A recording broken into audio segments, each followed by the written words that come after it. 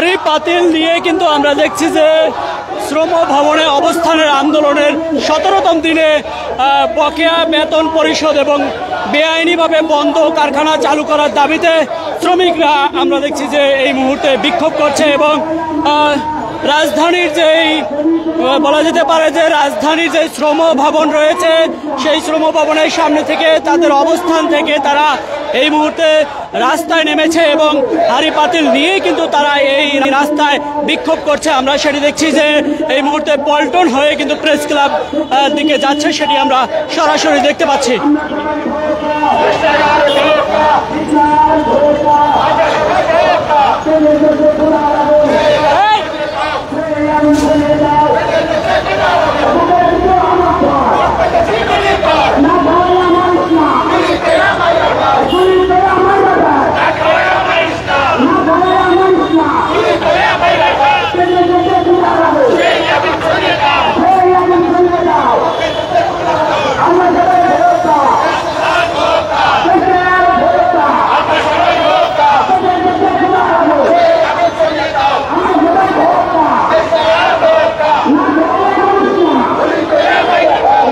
না খাওয়া মারিস নে, গুলি করে মেরে ফেল সহ বিভিন্ন স্লোগান দিচ্ছে।